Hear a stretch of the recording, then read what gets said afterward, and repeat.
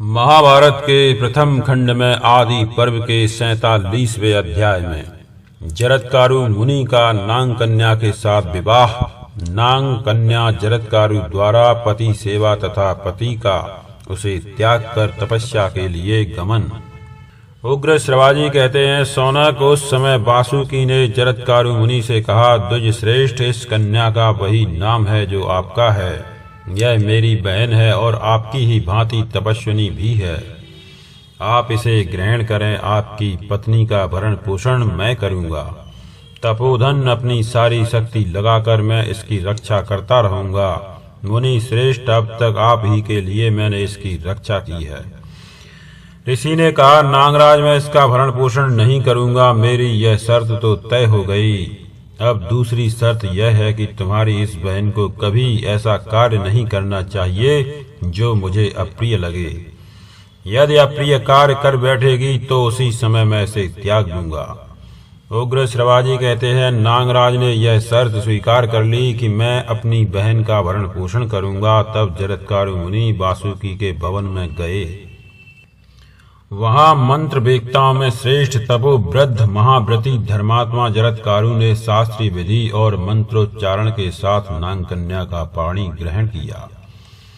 तदनंतर महर्षियों से प्रशंसित होते हुए वे नागराज के रमणीय भवन में, जो मन के अनुकूल था, अपनी पत्नी को लेकर गए।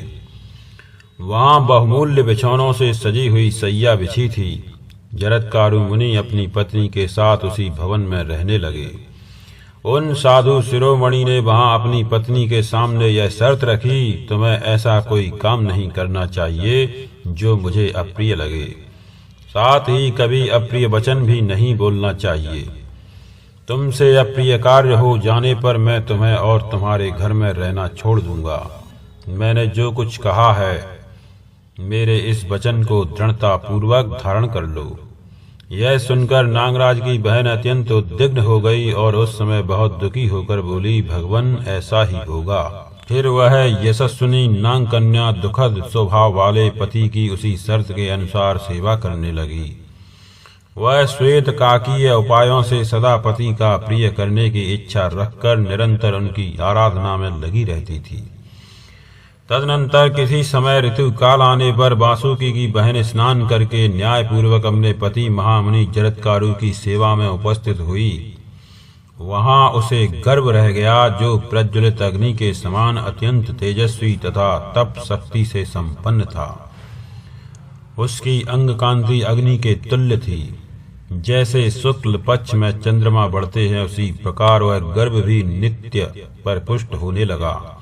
तत्पश्चात कुछ दिनों के बाद महातपस्वी जरत्कारु कुछ खिन्न से होकर अपनी पत्नी की गोद में सिर रखकर सो गए। उन विप्रवर जरत्कारु के सोते समय ही सूर्य अस्तांचल को जाने लगे। ब्राह्मण दिन समाप्त होने ही वाला था। अतः वासुकी की मनस्विनी बहन जरत्कारु अपने पति के धर्मलोभ से भयभीत हो उस समय इस प्रकार सोचने लगी, इस समय पति को जगाना मेरे लिए धर्मानुकूल होगा या नहीं। मेरे धर्मात्मा पति का स्वभाव बड़ा दुखद है। मैं कैसा बर्ताव करूं जिससे उनकी दृष्टि में अपराधिनी न बनूं।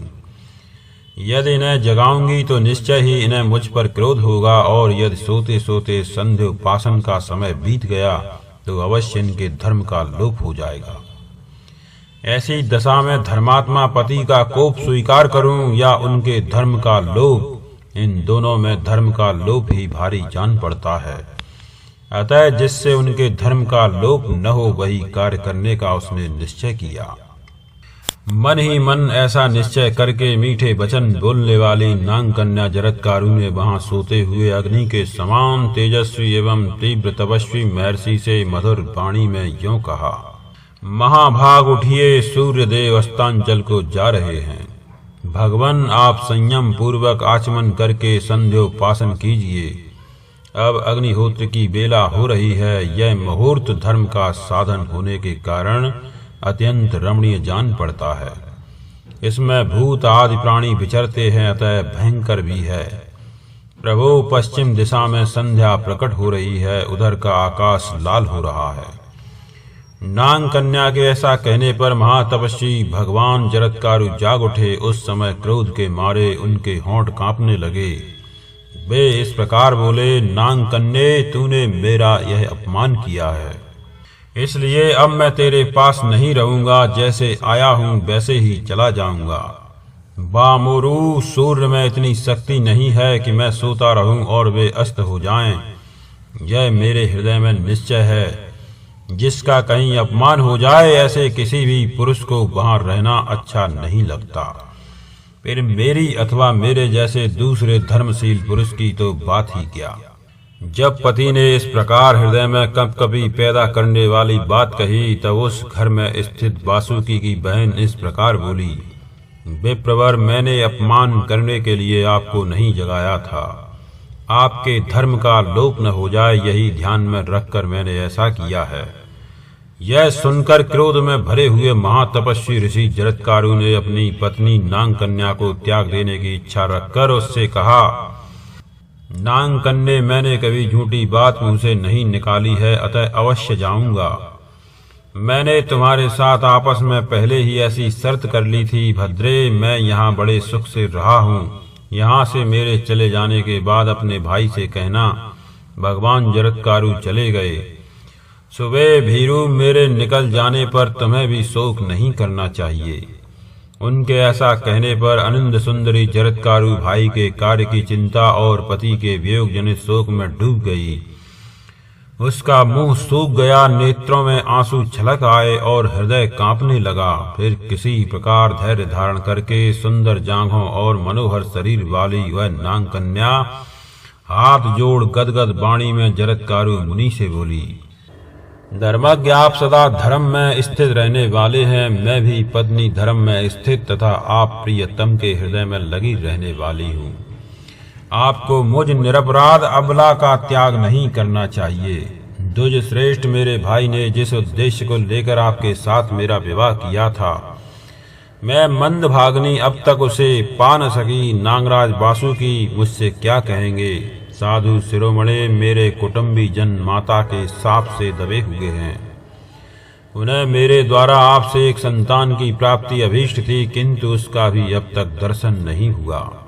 आपसे पुत्र की प्राप्ति हो जाए तो उसके द्वारा मेरे जाति भाइयों का कल्याण हो सकता है। ब्राह्मण, आपसे जो मेरा संबंध हुआ वह व्यर्थ नहीं जाना चाहिए। भगवान, अपने बांधव जनों का हित चाहती हुई मैं आपसे प्रसन्न होने की प्रार्थना करती हूँ। महाभाग, आपने जो गर्व स्थापित किया है उसका स्वरूप या लक्षण अभी प्रकट नहीं हुआ। महात्मा होकर ऐसी दशा में आप मुझ निरपराध पत्नी को त्याग कर कैसे जाना चाहते हैं। यह सुनकर उन तपोधन महर्षि ने अपनी पत्नी जरत्कारु से उचित तथा अवसर के अनुरूप बात कही। सुभगे अयम अस्ति, तुम्हारे उदर में गर्भ है। तुम्हारा यह गर्भस्थ बालक अग्नि के समान तेजस्वी, परम धर्मात्मा मुनि तथा वेद वेदांगों का पारंगत विद्वान होगा। ऐसा कहकर धर्मात्मा महामुनि जरत्कारु, जिन्होंने जाने का दृढ़ निश्चय कर लिया था, फिर कठोर तपस्या के लिए वन में चले गए। इस प्रकार श्री महाभारत आदि पर्व के अंतर्गत आस्तिक पर्व में जरत्कारु का तपस्या के लिए निष्क्रमण विषयक 47वां अध्याय संपूर्ण हुआ।